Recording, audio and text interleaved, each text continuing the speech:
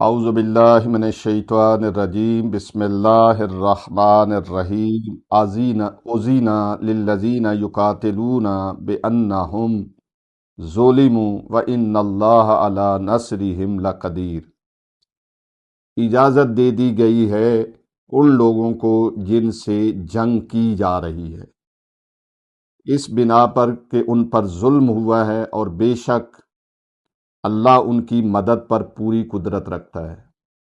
جب جنگوں کا مہینہ ہے اور جنگ کے حوالے سے گفتگو ہو رہی ہے تو یہ جملے کہنا لازمی سمجھتا تھا۔ قرآن مجید کی سورہ حج کی یہ آیت ہے کہ دفاع کا حق ہر ایک کو دیا گیا ہے۔ پہلے سب سے بڑی ضرورت ہے دفاع کرنا اپنا۔ آپ اس چیز سے سمجھ سکتے ہیں عالمی حالات کے پیش نظر، مجھے نام لینے کا زیادہ شوق نہیں ہے، لیکن میں جو بات کر رہا ہوں اس کو غور سے سنیں۔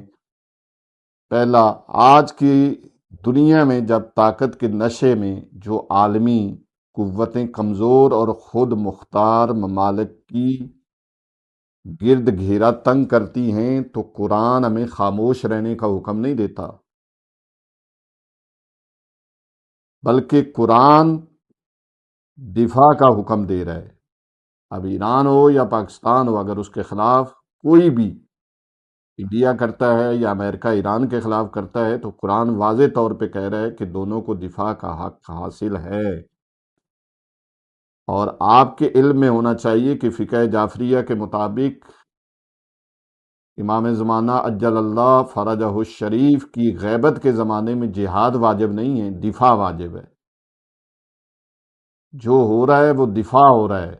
اس وجہ سے کہا گیا ہے کہ ہم نے جنگ مسلط نہیں کی، بلکہ ہمارے اوپر جنگ مسلط کی گئی ہے، ہم تو اپنا دفاع کر رہے ہیں۔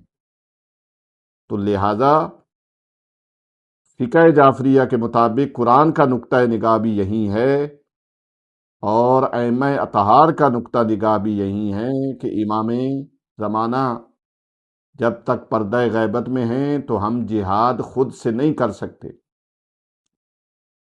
بلکہ ہم اپنا دفاع کریں گے۔ اور یہی وجہ ہے کہ عالم اسلام کے اندر ایک فقہ جعفریہ وہ فقہ ہے جہاں پر پہلے کسی پہ خود انہوں نے حملہ نہیں کیا، بلکہ ان پہ حملہ کیا گیا ہے تو انہوں نے دفاع کیا ہے۔ تو اس وقت جو ایران کر رہا ہے یا دیگر اس کے ساتھی کر رہے ہیں تو وہ اپنا دفاع کر رہے ہیں، کیونکہ ان کے اوپر جنگ مسلط کی گئی ہے، اور قرآن نے کہا ہے کہ آپ کو اپنا دفاع کرنا ہے۔ وآخر دعوانا ان الحمد للہ رب العالمین۔ ہماری گزارش ہے کہ ہمارے فیس بک، یوٹیوب اور انسٹاگرام کے تمام پیجز کو لائک کریں، شیئر کریں اور سبسکرائب کریں۔ آپ کی حوصلہ افزائی ہمارے لیے قیمتی سرمایہ ہے۔ شکریہ۔